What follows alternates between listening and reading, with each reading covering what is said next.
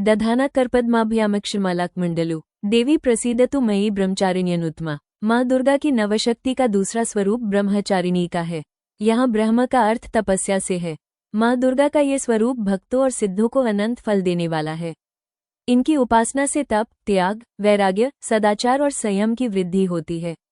ब्रह्मचारिणी का अर्थ तप की चारिणी यानी तप का आचरण करने वाली। देवी का ये रूप पूर्ण ज्योतिर्मय और अत्यंत भव्य है। इस देवी के दाएं हाथ में जप की माला है और बाएं हाथ में ये कमंडल धारण किए हैं। पूर्वजन्म में इस देवी ने हिमालय के घर पुत्री रूप में जन्म लिया था और नारद जी के उपदेश से भगवान शंकर को पति रूप में प्राप्त करने के लिए घोर तपस्या की थी।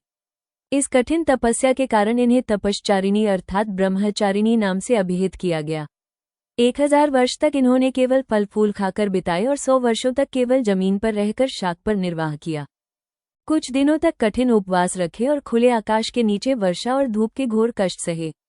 3000 वर्षों तक टूटे हुए बिल्वपत्र खाए और भगवान शंकर की आराधना करती रहीं। इसके बाद तो उन्होंने सूखे बिल्वपत्र खाना भी छोड़ दिए।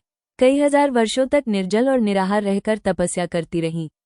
पत्तों को खाना छोड़ देने के कारण ही इनका नाम अपर्णा नाम पड़ गया। कठिन तपस्या के कारण देवी का शरीर एकदम क्षीण हो गया।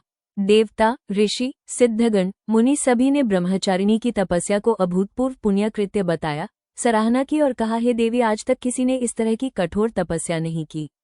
ये तुम ही से ही संभव थी। तुम्हारी मनोकामना परिपूर्ण होगी और भगवान चंद्रमौली शिवजी तुम्हें पति रूप में प्राप्त होंगे। अब तपस्या छोड़कर घर लौट जाओ। जल्द ही तुम्हारे पिता तुम्हें बुलाने आ रहे हैं। इस देवी की कथा का सार यह है कि जीवन के कठिन संघर्षों में भी मन विचलित नहीं होना चाहिए।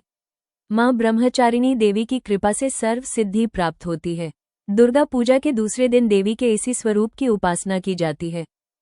बोले जय माँ ब्रह्मचारिणी, हम सब पर अपनी कृपा दृष्टि बनाए रखना। जय माँ दुर्गा।